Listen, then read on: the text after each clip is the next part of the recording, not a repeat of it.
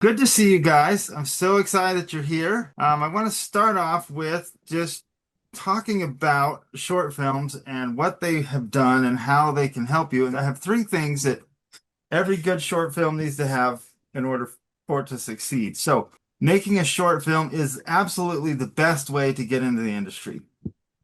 And I've talked to so many aspiring artists over the last, I don't know, year, whatever, that have applied to every animation job they can find only to get ghosted or turned down. And people say, why? Why is that? Well, the reason why, in most instances, is because the studio doesn't know who you are. So, if you ever notice, as soon as someone posts a job on LinkedIn, like 100 people or more suddenly like apply. Like, imagine if you were the person on the other end that had to look at 100 resumes or reels or portfolios. You're going to be like, oh, I'm just gonna close my eyes and pick one. Your best chance at setting yourself above everyone else is making a film because that's going to get attention for you. That's going to differentiate yourself from everybody else. Now, let me give you guys a couple of case studies. So, just for the simple fact that you made a film doesn't mean that you're going to get a job because there's a lot of films out there. And I'm going to go over the elements that will help make your film as good as it can be. And I'll start with myself. My final year of Cal Arts, all of my classmates were making films. In the student film that I made, I did something that no one else was doing at the time, and that was I made mine in color. Back in those days, we were just doing pencil tests. No one wanted to paint on cells, or, computers were pretty expensive still. This is in the early 90s. So I did my film in color. Now I did one more thing, and that is I made four films where everyone else was making one. I made four of them. And then at the end of the year, the CalArts has this thing they call the producer show where they show all the best films. And for some reason, they put all four of my films in the producer show. And so now I had four more chances of above my classmates for someone to see my work, which was really nice. Times have certainly changed by now. And the internet has made sure of that. How do you differentiate yourself now? And there's the principles that work then still work now. And one thing that's more interesting is like the film that I made at school, like, I don't know, maybe 100 people, 200 people, if I was lucky, saw it. But now you can make something, put it on the internet, and it can be seen by millions. It's amazing, right? Another case study. So Blue Sky Studios, where I worked at for 17 years, the majority of my career, started out as a CG effects house doing commercials and VFX work. I didn't work for them in those days. I was at Warner Brothers then. Anyways, Chris Wedge, who was one of the founders of Blue Sky, he made a short called Bunny that took him years to make. When the studio finally got it finished, it won an Academy Award, and that got the attention of 20th Century Fox. And Fox bought Blue Sky and officially launched them as a studio that was making feature films. So there's another really great reason to make a short. Had Chris Wedge not made a short, Blue Sky wouldn't have existed the way it does now. It was amazing. We made 13 films there. One of the things that differentiated that film was the fur on the rabbit. It was incredibly good. And that was something that Carl Ludwig, one of the other founders, had invented. They came up with this way to make fur that looked pretty realistic for the time. There's another short called Lucas the Spider. I'm sure all of you guys have seen that. You've seen tons of CG films, but have you ever seen a cute spider? And it was only 20-second long, but it launched a series. And here's something interesting. I looked it up. It's made millions, literally millions in merchandise. Like if you go to Lucas the Spider's website and click on their merch, you can buy plushies and shirts and junk. Like, dude, 20-second film has earned that creator millions of dollars in merchandise. That blows my mind. Okay, we're gonna dig a little bit deeper into this. So when I was working on Horton Hears a Who, Fox hired this CalArts grad named J.G. Quintel to do some jokes for the movie. And he sent over a bunch of jokes. They were funny, but they were not the right tones. We couldn't use any of them.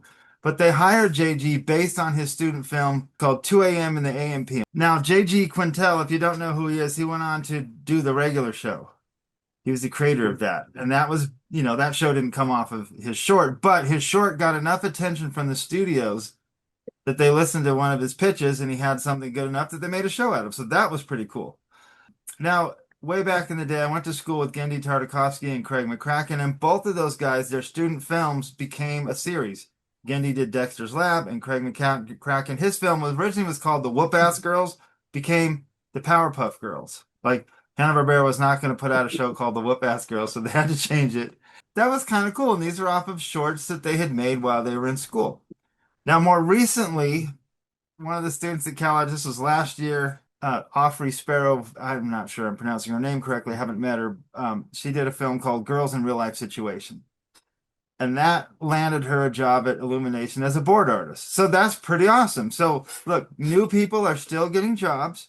It's a lot harder than it used to be. In my day, if you went to school and you graduated or, at least went for a couple of years to Cal Arts or Sheridan, I guess, but mostly Cal Arts, if you could draw somewhat good enough, you'd get a job eventually. Nowadays, that's not the case. I don't recommend going to expensive art schools. It's not worth it.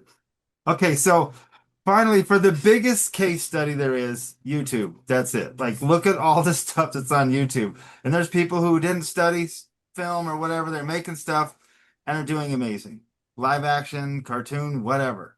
And the other crazy thing is there's room on YouTube for the most niche thing you can come up with. I think some of you who've talked to me know that I like watching those videos of where the dude is trimming cow feet.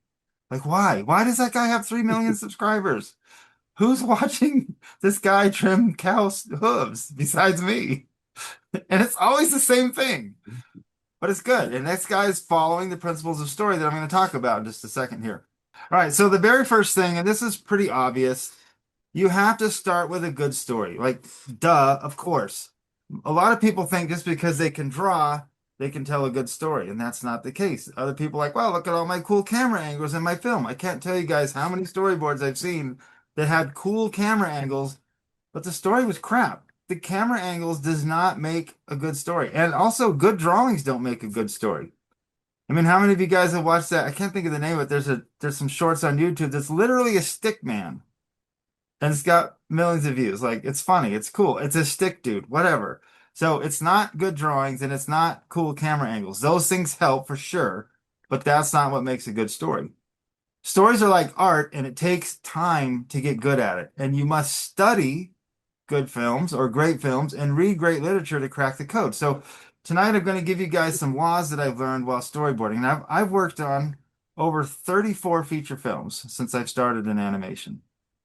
Now Brad Bird, director of The Iron Giant, that was a movie I worked on early on in my career. I was in my late 20s. I was like 27. I'm working on this movie. Had no idea how lucky I was. None of us did, because Brad Bird wasn't the animation god then that he is now. He was definitely awesome, but had not achieved legend status yet. That's where I really started to wake up to the fact that there's actual laws that must be applied to storytelling, and I learned those things from Brad. A story that some of you may have heard before, but I'm good at doing jokes. I love doing jokes. So I was doing some jokes on Iron Giant, and Brad gave me the assignment, said, hey, Kent's following Hogarth. I want to do some jokes with that. All right, cool. So I spent a week, came up with a whole bunch of what I thought were amazing jokes of how Hogarth easily defeats Kent. And I start pitching him to Brad. I'm like halfway into these jokes, and he's like, all right, Moroni, stop. I'm like, okay, no more. I'm like, wait, I still got more jokes. They're funny. He's like, yeah, they're funny, but you're making our villain look like a fool. And if our villain isn't a threat, he's a horrible villain, and no one will believe that he can defeat the hero. So, no, we're not using any of these. And that was kind of a tough lesson for me. I'm like, ooh. But it woke me up to the fact that no, there's real structure to storytelling. There's real actual principles, and I call them laws. And if you break those laws, your story's gonna suck. That's the consequence. You don't go to story jail. No one likes your story if you break the story laws. But in order to follow the story laws, you have to learn them. Okay, so let's dig into that a bit. So you're gonna need a good setup, the promise, which is the promise of the story you're about to tell the audience. Why does an audience want to watch your story? If you're spending like, especially on storyboards, since I'm hoping, well, most of you are probably board artists. If you're spending like 20, 30, 40 panels of drawings and nothing's happening yet because you're setting up the story, that's not good. No. In the first 5 or 10 panels of your story in a storyboard, you need to set up what the audience is going to watch. Otherwise, they're out. Ask yourself this question. Why did you watch The Incredibles? Because you wanted to see a fat superhero win. Yeah. Like, oh, look, he's old, he's fat. What? Okay, I've never seen this before. And that was cool. Okay, so you have to answer the question for your audience. Why do I want to watch this? All right, so now that you have a setup, the next thing you're going to need to do is keep your audience engaged. why are they going to continue to watch? How many of you guys have clicked on something on YouTube and 10, 2, 3, 4, 5 seconds in, you're like, sucks, I'm out. Because they didn't keep you engaged. The thumbnail engaged you, like, ooh, I want to see this. Or maybe there was something you had to do on your house, like how to fix a broken water heater, and some guy's telling you how to do it, but he's horrible at telling you how to do it. And you're just like, oh my gosh, can you just show me how to do it? You're out. They're not keeping you engaged. Just the other day, I came across a YouTube channel where it's called the Oil Geek, and he's talking about engine motor oil. And I even watched 2 of his videos, and I was totally engaged in these stories. He's telling about engine motor oil. I'm like, oh my goodness, this guy knows how to tell a story about motor oil. Who would have thought that? But this guy did. And he's selling some product where you could test your motor oil, and he's making a ton of money. I'm like, that's awesome. So you guys that are learning or know how to tell a story, you have a superpower here. I want you to understand that. I'm hoping to help you refine this. Okay, so the re-engagement. You have to keep re-engaging your audience. Keep them watching. Otherwise, they're gone. So the way you do this is you set up your character's goals. That's usually in the setup. What does your main character or your hero want? And now you have to show them trying to achieve the goal. At least 3 different times, okay? You don't want to do it once or twice and then they get it because that's not cool. That's not valuable. 3 is a magic number. So is 5 and so is 7. Things happen in story happen in beats of 3, 5, and 7. Okay, so each time the character's going after their goal, they fail. They have 3 attempts to get it, and each attempt you want to escalate that. Something bigger and badder needs to happen. Think of all the Scrat jokes you've seen in the Ice Age movies. I've worked on probably most of those. Scrat tries 3 times to get something and always fails. Eventually he gets it, but he loses the nut again. That's how you engage your audience. Now, there's a lot of ways to do that. With the Ice Age movies, we knew that we had a hit with Scrat. Everyone loved the saber-toothed squirrel. Now, when we detected that our story was starting to get boring, we'd throw in another Scrat joke, and suddenly the audience would wake up and revive, like, oh my gosh, cool, I love it. And then we could go back to the story again. Sitcoms do the same things with an A and a B story. If you don't keep your audience engaged, they're going to leave. And this totally happens in shorts. Even though your short may be 30 seconds long or a minute long, someone's going to bail if you're not keeping their attention. Your audience has a desire to see your hero achieve the goal. So you have to show that the hero deserves it. Or if they don't deserve it, you want to see him fail. And that will keep someone going on. In The Iron Giant, at the end of the movie, Hogarth deserves to keep the giant. Like, yeah, he should be able to keep this giant. Look what he did. It's awesome. But the giant realizes he's the only one who can save Hogarth and save the town. So at this point, we all understand the giant has to sacrifice himself, and it's super sad, and we're all crying. But we're still satisfied. Why? Because the giant gave his life up for the boy and for the town. And so it's okay that the kid doesn't get to keep the giant. All right, now I'm going to go over something else that most people don't know about. And this is called like the cherry on top or the final beat or a button. What that is you do something at the end of the movie to surprise your audience. So think about the end of Iron Giant. The kid gets that bolt from the general, like, oh, we thought you should have it. It's the only thing we recovered from the giant. And he puts it on his windowsill and it lights up and starts beeping. And we know from earlier in the movie that the giant can put himself back together. And then at the end, we see the giant, all the parts coming together, and the movie's out. And what that did for you is even though we were sad, now we're happy again, like, oh my gosh, the giant's alive. And that made everyone like love the movie even more. And you're hoping to one day see the giant come back. I honestly hope they will never make a sequel to that movie. No, the movie's over. Do not make a sequel. Let's just leave it as it is. Okay, so that's the thing of a master storyteller. You add an extra beat or get extra value at the end of a satisfying movie or short, and that gives the audience a cherry on top. And they feel so good about that. And it's also so unexpected that they're going to remember that for a long time. And maybe they don't remember everything about the movie, but they remember that ending. It's like, that is amazing. And so also by putting the giant come back to life was a great counter to having a sad ending. It would be sad if the movie ended and the giant was dead. Like, well, it was a great movie. It was really sad the giant died. But now that we know he's alive, everyone's like, yes, this is awesome. And so we did the same thing with the Ice Age movies. At the end of the Ice Age movie, after the day is saved and everyone gets what they want, everybody's favorite squirrel shows up for a finale and does one last thing. And that is why we made 5 Ice Age movies. Because of that, like people come back for Ice Age for the Scrat. So a well-crafted story will stand out way more than a movie with great production value. Just think about Disney's couple movies ago, Strange World. So once you have your story worked out, you need something to differentiate your short from all the other ones. And this is called the hook.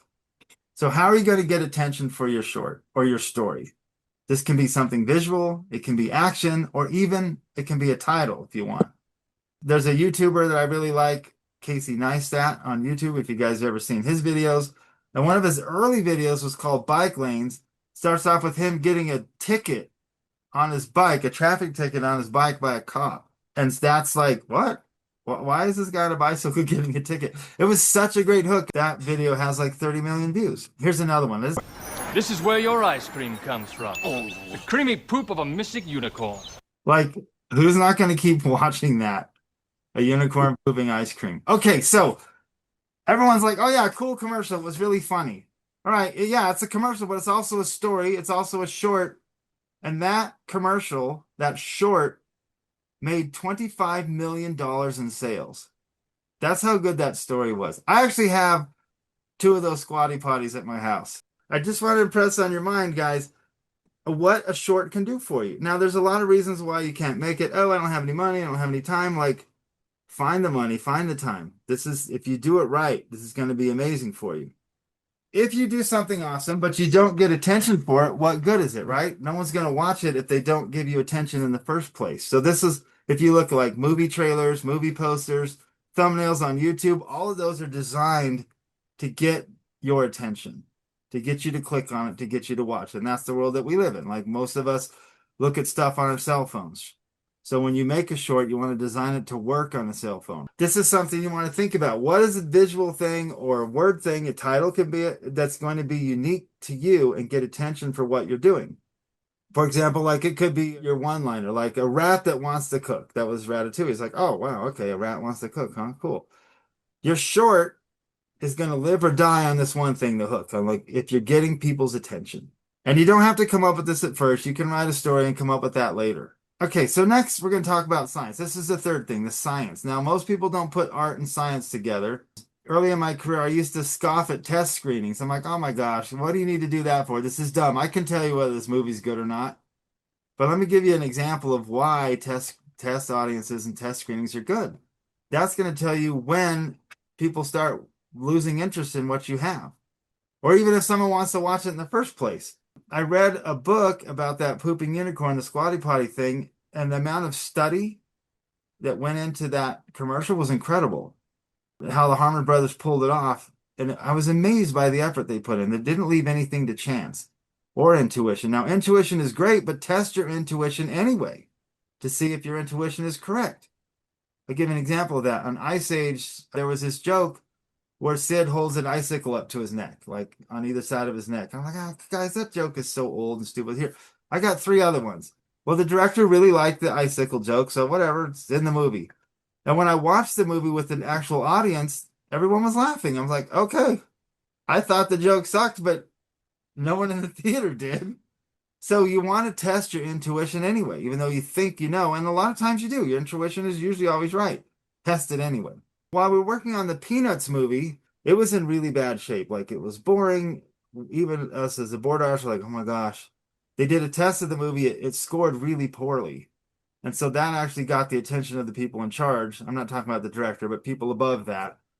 And changes were made. And the movie actually turned out good. All right, now YouTube is a great place for you guys to test your film. Like you post something up and don't just wait till the whole thing's finished. Like put it up and all of its bad stuff and then send it to your friends. I know like how are you going to get a bunch of people to watch an animatic? It might be hard, but if you send it to your friends, you're not sitting in there in front of them watching it. They're watching it on their own, and you can use the analytics to see where people left. Because if your friend's watching a movie and doesn't like it, they're probably not going to finish watching it. They're going to leave and say, yeah, it was okay. If someone tells you your thing was okay, that means they hated it. If they're like, yeah, it was cool, I liked it, that means they actually didn't like it.